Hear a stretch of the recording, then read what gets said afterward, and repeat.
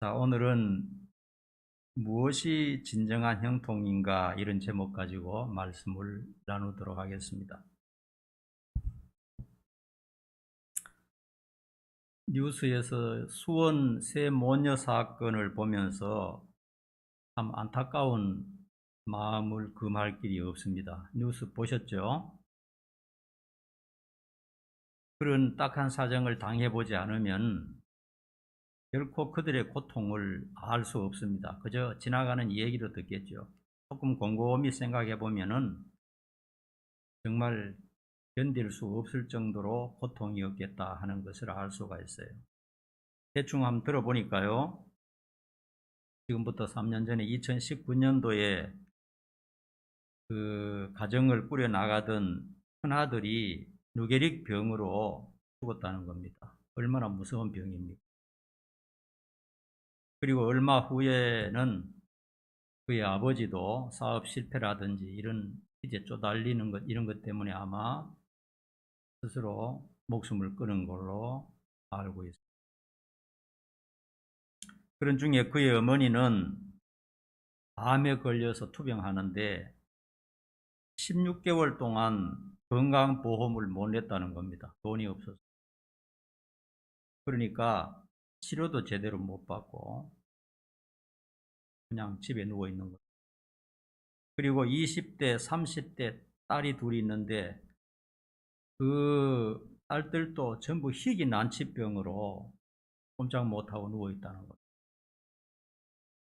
남편이 남기고 간 빚으로 인해서 시달리다 못해 주소만 옮겨놓고 12평짜리 아주 작은 집으로 옮겨서 그렇게 수입도 없이 일도 할 수 없이 그렇게 살아갔다는 겁니다. 얼마나 막막할지 상상이 안 가요. 어쩌면 그분들에게는 인생의 모든 것이 불통이었다 이런 생각이 듭니다. 모든 것이 불통, 모든 것이 막혀버리고 이렇게 모든 것이 막혀버리면은 사람이 살아갈 수가 없어요. 그들은 너무 힘이 빠진 나머지 정부의 지원을 신청할 힘조차 다 없어져 버린 겁니다. 아무것도 할 기력이 없는 거예요. 결국은 그렇게 해서 스스로 모두 다 죽게 되고 말았습니다. 너무나 안타깝다는 생각을 하게 됩니다. 일반적으로요, 인생이 형통이라고 하면은 적어도 네 가지가 최소한 충족되어야 됩니다. 첫째는 건강이 있어야 돼요. 몸이 많이 아프거나 중한 병이 있으면 삶이 너무나 고통스럽습니다. 그리고 가족 중에 한 사람이 아프면 온 가족들이 늘 우울하게 지내고 스트레스가 될 수밖에 없어요. 그래서 형통하려면 일반적으로 좀 건강이 필요하다. 그 다음에는 화목입니다. 가족들이 불화하고 직장에 가서 직장 동료들과 갈등하고 이웃들과 싸우고 갈등하고 이렇게 한다면 참 삶이 힘들 것입니다. 산이나 섬에서 은둔 생활하는 사람들의 얘기를 들어보면 대부분 사람들과 갈등 때문에 그렇게 혼자 가서 산골짜기에 산다는 겁니다. 사람에게 너무 치여가지고 뭐 가족이든지 직장이든지 뭐 어디서든지 사람과 너무 치이는 바람에 그냥 혼자 가서 그렇게 인생을 살고 있는 것을 볼 수가 있어요. 그 다음 세 번째로는 물질입니다. 부자는 아니라 할지라도 먹고 사는 것은 지장이 없어야 되겠어요. 오늘 먹고 내일 양식 걱정하고 이렇게 한다면 참 삶이 어렵겠죠. 수원 세모녀 사건을 보면은 그 작은 집에서 그 작은 단칸방에서 세모녀가 전부 아파가지고 들어누워 있는데 돈 벌어 올 사람도 없고 보험료도 못 내고 전기세, 수도세 뭐 전부 못 내고 다 끊어져 버리고 물질이 없으니 얼마나 힘이 들겠습니까? 그래서 최소한의 물질이 필요하다. 그 다음에 네 번째로는 하는 일들이 순조로워야 돼요. 큰 성공은 아닐지라도 삶에 있어서 일상의 일들이 순조로울 때 그것이 형통입니다. 예를 들면 출근하려고 나가보니까 자동차 타이어가 뻥꾸가 나 있어요. 그러면 아마 그 하루가 짜증 날 겁니다. 그래서 일상의 사소한 일들이 순조롭게 풀려나갈 때 그것이 형통한 것이고 그것이 행복한 것입니다. 인간의 행복은요, 큰 데서 찾아지지 않아요. 작은 일에서, 사소한 작은 일에서 그것이 술술 풀려나갈 때, 그때 그것이 형통이고 행복인 것입니다. 오늘 본문의 요셉을 보면, 인간적으로 보면요, 젊은 시절이 너무나 암담하고 고통스러웠습니다. 형들의 미움을 받아서 영문도 모르고 아프리카로 팔려갔어요. 오늘날도 만약에 팔려가지고 저 소말리아나 저런 데 팔려간다면 여러분 어떻게 되겠습니까? 그 옛날에 무법천지 시절에 17살 어린 소년이 아무것도 모르는데 형들한테 팔려서 아프리카 애굽으로 팔려가죠. 그래서 17세에서부터 30세까지 인생의 황금기 아닙니까? 그때 모든 것을 배워야 되고 그때 배운 바탕 위에서 한평생을 살아가게 되는데 그 17세에서 30세까지 13년 동안 종살이와 감옥 생활로 인생을 다 허비해 버렸어요. 인간적으로 보면 참담하죠. 그리고 모든 꿈은 사라져 버리고 언제 맞아서 죽을지 모르는 그런 처지에 요셉은 젊은 시절을 보냈던 것입니다. 그런데 오늘 본문에 보면 바로 그때 형통한 사람이 되었다 이렇게 말하고 있어요. 한번 다시 읽어볼까요? 우리 1절부터 3절까지 우리 한번 다시 읽어보시죠. 같이 읽습니다. 시작. 요셉이 이끌려 애굽에 내려가매 바로의 신하 친위대장 애굽 사람 보디발이 그를 그리로 데려간 이스마엘 사람의 손에서 요셉을 산이라. 여호와께서 요셉과 함께 하심으로 그가 형통한 자가 되어 그의 주인 애굽 사람의 집에 있으니 그의 주인이 여호와께서 그와 함께 하심을 보며 또 여호와께서 그의 범사에 형통케 하심을 보았더라. 인간적으로 보면 젊은 시절이 너무나 암담한데 모든 것이 불통인 것 같은데 성경은 예외적으로 형통하게 되었다 이렇게 말하고 있어요. 이 사실 여러분 잘 기억해야 됩니다. 세상에서 형통하다고 하는 것과 하나님이 형통하다고 하는 것에 좀 차이가 있어요.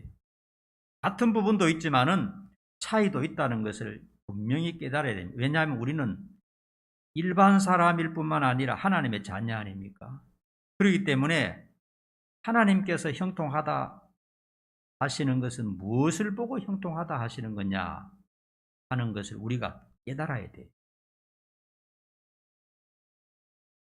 지금까지 아버지 품에서 왕자처럼 살 때는 형통하다는 소리가 한 번도 없었는데 노예가 되어서 비참한 신세가 되었는데 성경에는 처음으로 그 사람 형통한 사람이다 이렇게 말하고 있어요.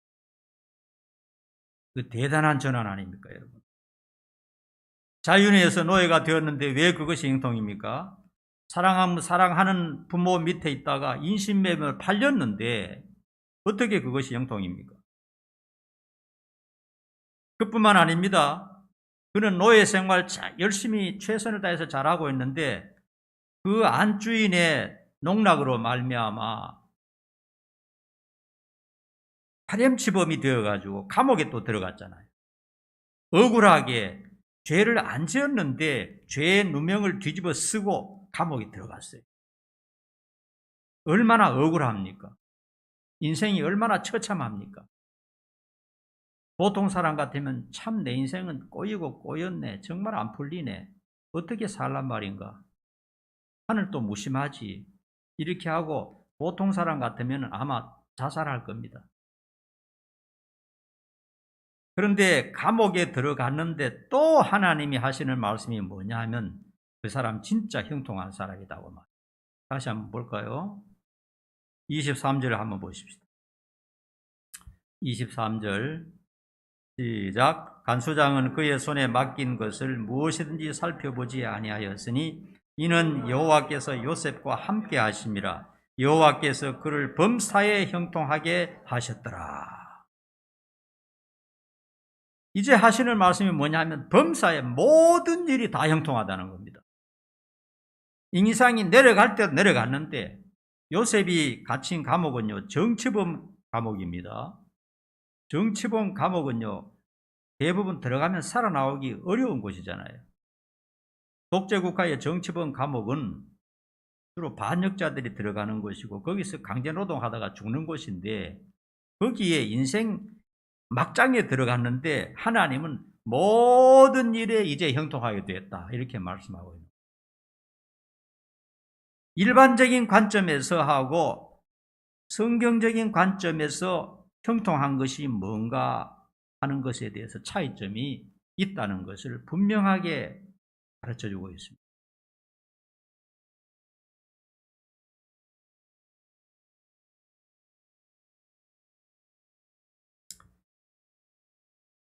요셉은요, 애굽의 종으로 갔을 때 하나님을 갈급하게 찾을 수밖에 없었어요. 노예가 되고 보니까 의지할 곳이 아무것도 없는 것입니다. 이제는 아버지도 없고 가정도 없고 호소할 사람도 없고 그에게는 국가도 없고 그를 지켜줄 법도 없는 것입니다. 아무것도 없는 겁니다. 완전히 외톨인 것입니다. 그리고 언제 맞아 죽을지 모르는 그런 형편 아닙니까? 아프리카의 종인데요. 그에게는 짐승보다 나을 것이 없어요. 인권이 전혀 없는 그런 굉장히 위험하고 굉장히 불안한 그런 처지가 되었습니다. 그러므로 그는 하나님 한 분밖에 믿을 곳이 없다는 것을 알고 하나님께 매달렸을 것입니다. 물론 어릴 때도 신앙생활을 했겠죠. 기도도 하고 예배도 드리고 했겠죠. 그러나 왠지 그때는 조금 형식적이었어요. 별 아쉬운 것이 없으니까. 그러나 지금은 의지할 곳이 완전히 박탈되고 완전히 홀로 언제 죽을지도 모르는 위험한 속에 있기 때문에 의지할 곳은 하나님밖에 없었던 것입니다. 매달릴 곳은 하나님밖에 없었던 것입니다. 아버지라고 아무리 불러봐도 아버지는 이제 들리지 않습니다. 국가도 나라도 법도 그에게는 아무것도 없습니다. 그러므로 그는 하나님을 강렬하게 찾았을 것이고 밤낮 주야로 하나님 살려달라고 기도했을 것이 분명합니다. 그러므로 하나님께서 그와 함께 하셨다 하는 것입니다. 오늘 우리가 읽은 말씀이 그렇잖아요. 그래서 그가 노예가 되었지만 하나님이 함께 하심으로 형통한 사람입니다. 그가 무서운 감옥에 들어가서 언제 죽을지 모르는 위험 속에 처했지만은 하나님과 함께 했기 때문에 그는 형통한 사람입니다. 형편이 어떠하든지 하나님과 더 가까워지는 계기가 된다면 그것이 바로 형통인 거예요. 인간은 한평생 살다 보면요, 좀 잘 될 수도 있고 안 될 수도 있어요. 믿는다고 다 잘 되는 것도 아니고 이단이라고 다 안 되는 것도 아닙니다. 믿는 자의 자식이 안 될 수도 있고 이단의 자식이 잘 되는 경우도 있어요. 서울대학교 척척 들어가고 그럴 수도 있어요. 그러므로 그런 것이 문제가 아니고 우리 기독교에서 형통이라고 하는 것은, 하나님께서 형통이라고 하는 것은 어떤 상황을 만났든지 간에 하나님과 가까워지게 되는 것, 그것이 바로 형통인 것입니다.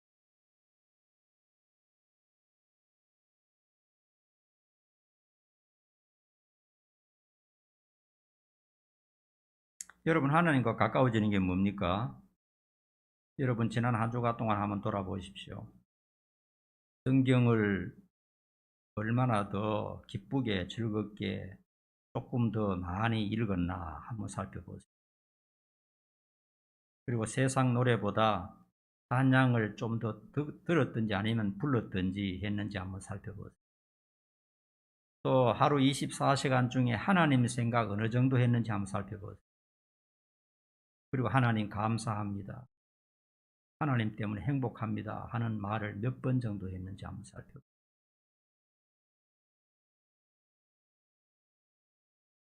예수님 생각하면서 울컥하는 감정을 한 번이라도 느꼈는지 한번 살펴보세요. 그런 것이 하나님과 가까워졌다 하는 것입니다.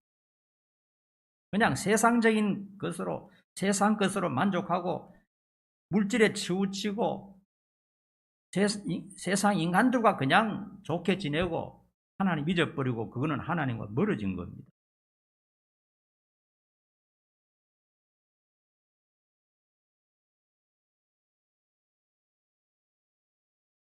기독교 방송에서 어떤 사람이 간증하는 것을 들었습니다. 그는 투자를 했는데요, 처음에는 투자를 잘해서 돈을 엄청나게 벌었다는 겁니다. 수십억 벌었는데,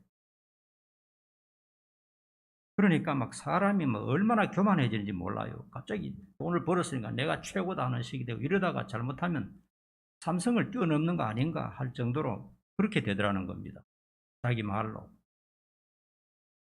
그런데 이 경기가 나빠지는 바람에 자기가 벌었던 것 싹 다 날아가고, 그 다음에 집도 넘어가고, 마지막에 가보니까 빚이 28억이 되어버렸다는 겁니다. 수십억을 벌었는데 그게 그냥 한 1, 2년 사이에 그냥 곤두박질 치는데 어떻게 할 수 없이 그렇게 추락이 되더라는 겁니다. 그래서 너무나 삶이 고통스러워서 자기 집이 10층인가 7층인가 제가 조금 헷갈립니다. 거기서 뛰어내렸어요, 죽으려고.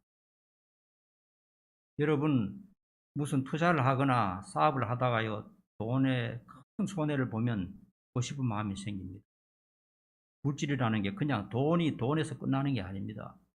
돈이 막 손해가 보기 시작하면요, 사람을 죽음으로 이끌고 갑니다. 그 돈이라는 것이 굉장히 무서운 겁니다, 여러분. 그래서 그냥 온 세상이 귀찮고 절망적이어서 그냥 자기 베란다 문 열어놓고 뛰어내 버렸어요. 그런데 어떻게 살아서 간증합니까 하고 물어보니까 그 나무에 걸려서 살긴 살았는데 이쪽으로 완전히 다 부서졌어요. 부서진 상태로 있더라고요, 몸이. 한쪽 넘어진 쪽으로 이쪽이 다 부서져 버리고, 다 머리도 한 머리 되고 살긴 살았다 이거예요. 그 후에도 도저히 견딜 수가 없어서, 사는 것보다 죽는 것이 낫기 때문에 견딜 수가 없어서 자살 시도를 7번이나 했다는 겁니다.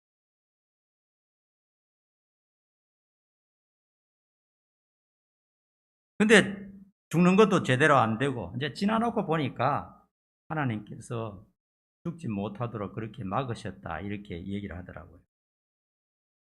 그래서 그가 전에는 예수 믿는 사람을 욕하고 교회를 욕하고 저런 것들이 이상한 것을 섬기냐 그렇게 했는데, 그렇게 고통 중에 전도를 받아서 예수를 믿고 하나님을 알게 되었어요.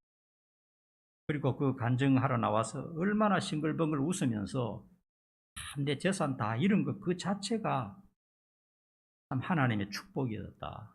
재산은 다 잃고 빚더미가 아직도 빚을 갖고 있어요. 빚을 워낙 많이 졌기 때문에 아직도 빚을 갖고 있으면서도 싱글벙글하면서 이것이 바로 형통이다 이렇게 말하는 것을 들었습니다. 그래서 참 믿음이 바로 들어갔구나 이런 생각을 하게 되었습니다. 여러분, 어떤 사람은요, 가진 재산을 다 날리고 난 다음에 전도를 받아서 신앙생활하게 되었습니다. 그런 사람이 굉장히 많습니다. 그 사람은 재산을 날리는 것 자체가 형통인 것이죠.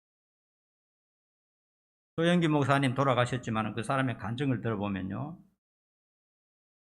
고등학교 다닐 때 폐병이 걸려서 그냥 몸이 그냥 한 30 몇 킬로 밖에 안 될 정도로 말라가 죽어가는데, 그 전에는 전부 가족들이 불교고 예수님을 싫어했는데 어떤 누나 되는 사람이 와서 계속 전도해서 예수 믿게 되었다는 겁니다. 그래서 조영기 목사님이 하시는 말씀이 뭐냐면, 내 죽을 병, 그것이 바로 나에게는 형통한 것이었다, 이렇게 말하는 것입니다. 그렇게 해서 일생 동안 병으로 시달리면서도 큰 일을 많이 하셨죠. 어떤 사람은 신앙생활 하긴 하는데 형식적으로 신앙생활을 했어요. 형식적으로 신앙생활하고 그렇게 하다가 자식이 교통사고 당해서 죽을 고비를 당하고 난 다음에 정신을 바짝 차리고 올바로 신앙생활하고 온 가족을 믿음으로 이끌고 하나님 앞에 헌신하게 되었다 하는 얘기를 들었습니다. 그러므로 그런 사람은 바로 어떤 고통이라든지 어려움이라든지 이런 것들이 오히려 형통으로 가는 길이 되었다 하는 것입니다.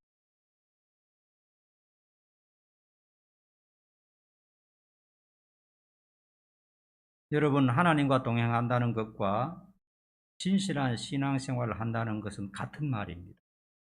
진실한 신자, 하나님과 동행, 이거는 같은 말입니다. 하나님과 동행한다는 그 자체가 형통입니다.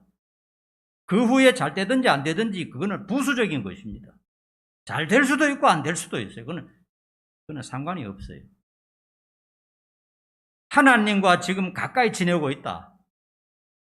하나님 생각하면 마음이 기쁘고 즐겁다.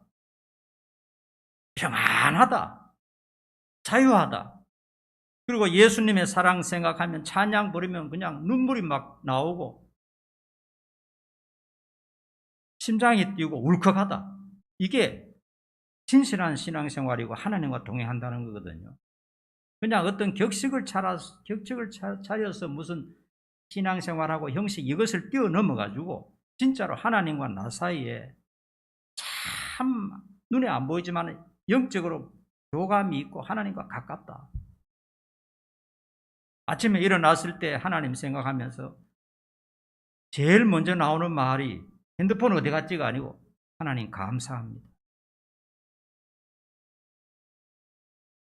예수님 사랑합니다. 이런 말이 막 나오고 그것이 바로 하나님과 동행하는 것입니다. 그러나 신앙생활을 하기는 하는데 교회 와서 주일날 예배는 한번 드리는데 그 외에 일주일은 그냥 세상 사람하고 별 차이 없이 그냥 똑같이 살고 심지어 죄에 푹 빠져 있고 양심에 거리끼는 일들을 하고 이런 것은 하나님과 지금 굉장히 멀리 있는 겁니다. 다른 사람의 눈에 볼 때는 신앙생활 잘하는 것 같은데 자기는 알아요. 내 양심은 압니다. 내가 지금 하나님과 가까이 있는지 아니면 하나님과 멀리 있는지 자기 자신은 안다는 겁니다.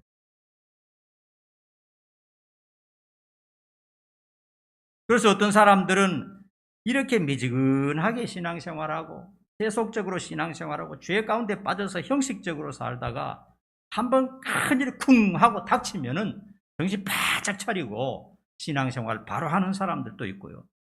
전혀 신앙의 세계를 모르다가 그때 전도 받아서 주님 앞으로 돌아오는 사람들이 많이 있어요.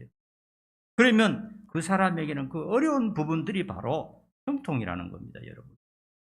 세상적인 관점에서는 그런 것이 형통일 수 없지만은 성경적인 관점에서 볼 때는 그런 것이 형통이 될 수 있다 하는 것입니다.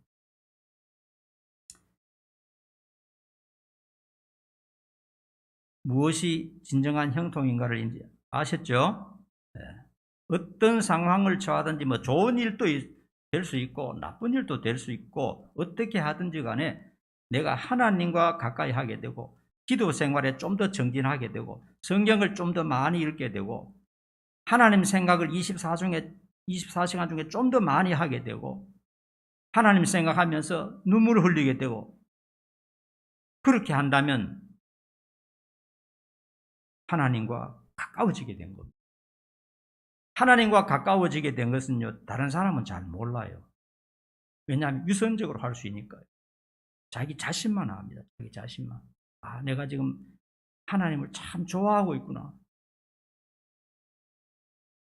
하나님이 나를 사랑하고 있구나. 내 형편은 이렇지만은 하나님 나를 안 버리셨어. 이게 자기 스스로 느껴지게 되는 겁니다. 하나님과 자꾸 가까이 하게 되면. 그럴 때 신앙의 신비를 알게 되고, 말씀의 말씀을 알게 되고, 기도가 뭔지를 알게 되고, 왜 바르게 살아야 되는지도 알게 되는 겁니다. 그러나 하나님과 동행하지 않으면요, 이 영적인 교감이 잘 되지 않아요. 그냥 세상적으로 살면서도, 탐욕적으로 살면서도 이게 신앙이지 뭐 인생 별거 없어 이렇게 되는 거예요. 삶의 기쁨이나 즐거움이나 행복감이 없는 것입니다. 하나님과 동행한다 하는 것이 무엇인지 아셨죠? 자, 그 다음입니다. 이제 하나님과 동행하고 살면 그 다음은 어떻게 될까 하는 것입니다. 물론 영적으로 구원받고 하나님 나라에 가겠죠. 근데 하나님과 동행하면서 하나님과 바른 관계를 가지고 살면서 이 세상은 또 어떻게 될까 하는 겁니다. 두 가지로 생각해 볼 수 있어요. 첫 번째로는요, 요셉의 경우를 생각해 보면요, 하는 일들이 잘 풀리더라 하는 것입니다. 요셉이 노예로 팔려갔지만요, 거기 가서 하나님과 동행하면서 하니까 뭐 억울하다는 생각이 안 들고, 아, 이것도 하나의 참 과정이다. 하나님 다 알고 계셔. 그렇게 하니까 거기 가서 그냥 주인을 섬기고 열심히 하고 그냥 그 집 뭐 방도 반들반들하게 닦고 거기 가서 최선을 다하니까요, 뭔가 일이 풀려나가는 겁니다. 그러니까 내게 돌아오는 것은 없어도 재미가 있는 거예요. 삶이. 억울하다고 생각하지 않고 신세 타령하지 않고 이것도 하나의 인생의 과정이다 이렇게 생각하고 거기 가서 종으로서 최선을 다했더니 그 주인이 알아보고 어깨를 두드리면서, 야, 너 때문에 우리 집이 지금 이렇게 잘 되고 있어. 그래서 집의 모든 경제권이라든지 모든 사정을 요셉에게 다 맡겨버렸어요. 실권이 요셉에게 있더라 하는 겁니다. 일이 술술 풀려나갔어요. 하나님과 동행했더니 하나님이 그와 함께 하심으로 노예였지만 노예 옆에 하나님이 계시는 겁니다.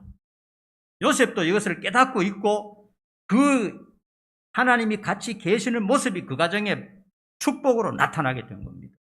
하는 일들이 술술 풀려나갔어요.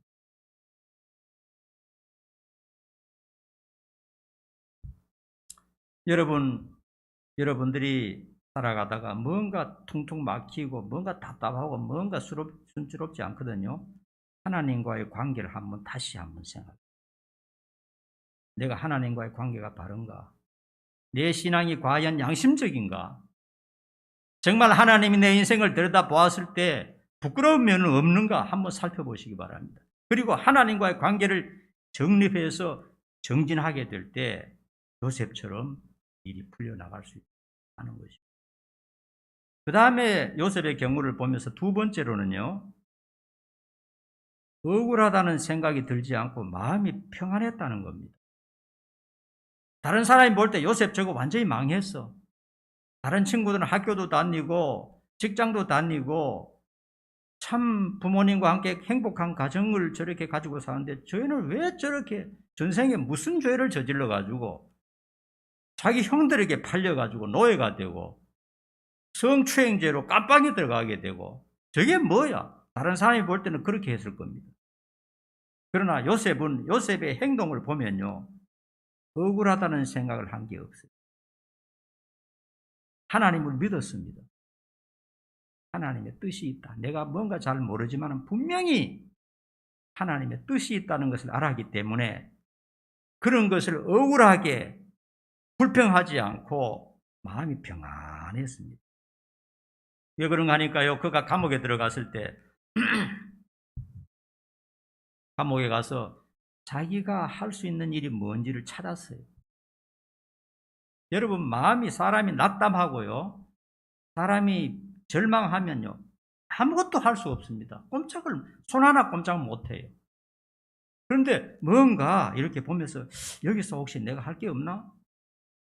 어디 있든지 내 최선을 다하면 돼. 이런 마음 가지고 그냥 청소도 하고 그다음에 사람들을 그냥 가서 다독거려 주기도 하고 이렇게 마사지도 해주고 그리고 상담도 해주고 대부분 정치범 속에 있는 사람들은 낙심하고 포기한 상태입니다. 그런데 요셉이 다니면서 그냥 어깨도 두드려주고 힘내라고 하고 그러니까 굉장히 높은 사람들이 거기 들어왔는데 꿈을 꾸었는데 하면서 자기 꿈 얘기도 하는 거예요. 그러니까 요셉은 그 꿈도 또 명쾌하게 해설도 해주고 그러니까 요셉이 감옥 속에서 아주 쾌활하게 명랑하게 웃으면서 열심히 살았다는 것을 알 수 있어요. 그것은 바로 요셉이 감옥 속에 들어갔지만 억울하게 생각하지 않고 신세 타령하지 않고 마음을 하나님과 함께 있으면서 평안했다는 겁니다. 하나님과 함께 있으면 감옥 속에서도 평안할 수 있다는 것을 알려주는 겁니다. 가난해도 평안할 수 있다는 것을 요셉을 통해서 우리가 볼 수가 있는 것입니다. 그러니까 감옥의 그 간수장이 최고 높은 사람이 야, 저 사람 뭐 희한한 사람이다 저거. 그래서 모든 감옥의 업무를 이 죄수인 요셉에게 맡겼다는 겁니다. 그러니까 뭐 얼마나 일을 잘하는지 그리고 죄수들 그 다루기 얼마나 힘듭니까? 요셉이 막 기도도 해주고 하면 잘하고 하니까 모든 일을 그냥 네가 한번 해봐라고 맡겼다는 겁니다. 오늘 본문에 보니까. 그러므로 여러분 하나님과 동행하는 사람은 어려운 일을 만나면요 억울하게 생각되지 않고 마음이 평안하더라는 거예요. 물론 어려워요. 어렵지만은 그게 내인데 이게 참 저주로 생각되지 않고 하나님을 생각하면서 마음의 평안함을 가졌더라는 거예요. 여러분 잘 되든지 어렵든지 우리가 하나님과 가까워지게 된다면 그게 바로 형통입니다. 그 자체가 형통입니다. 여러분 하나님과 가까이 사시기 바랍니다. 가까이 하셔야 됩니다. 세상 살아보면요 하나님 없이는 소망이 없어요. 아무 희망이 없습니다. 그리고 막막합니다, 인생이. 그런데 무슨 즐거움이 있고 무슨 기쁨이 있습니까? 그냥 밤 되면 그냥 술집에 사람들이 꽉 모여서 술 먹고요. 그리고 막 담배를 그냥 줄담배를 피우고 왜 그렇게 합니까? 인생의 고달픔을 조금이라도 잊어보고 조금이라도 쾌락을 찾으려고 그런 것 아닙니까? 하나님을 믿는 사람은 그런 거 전혀 없는데도 너무 행복한데요. 걱정, 근심, 두려움 하나도 없이 아주 평안하고 행복하다 이 말이에요. 하나님과 동행하면 그렇습니다. 예수 믿는 사람은요 하나님과 동행하면 일이 술술 풀려나갑니다. 그리고 마음에 평안이 찾아오는 것입니다. 잘 되든지 못 되든지 하나님과 가까워지게 된다면 여러분들 그것이 바로 형통입니다. 반대로 여러분이 뭔가 잘 되어서 큰 부자가 되었다 하더라도요 그것 때문에 하나님과 멀어진다면 그것은 불통이고 저주입니다. 저주. 아무것도 아니에요. 하나님과 멀어진다면 이 세상 것은 아무것도 아닌 것입니다. 이 세상을 살다 보면요 좀 잘 될 수도 있고 안 될 수도 있어요. 그러나 모든 것은 임시적인 것이고 곧 지나갑니다.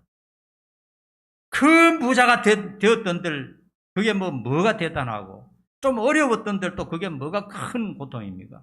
잠시 지나면 몇십 년 지나면 전부 다 지나가 버려요.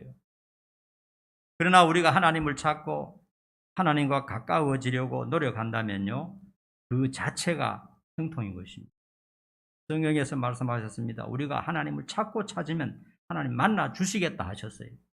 우리가 하나님을 가까이 하면 하나님도 우리와 가까이 해 주신다고 성경엔 약속이 되어 있습니다. 하나님을 찾고 가까이 하는 그 자체가 형통이고 행복이라는 것을 아셔야 됩니다. 그리고 하나님을 가까이 하고 하나님을 찾는다면요 분명히 여러분의 앞길도 창창하게 열릴 줄로 믿습니다. 기도하겠습니다.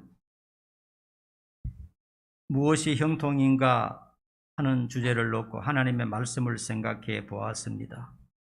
하나님과 가까워지고 하나님과 친밀해지는 것 그 자체가 진정한 형통이라는 것을 성경을 통해서 우리에게 가르쳐 주셨습니다.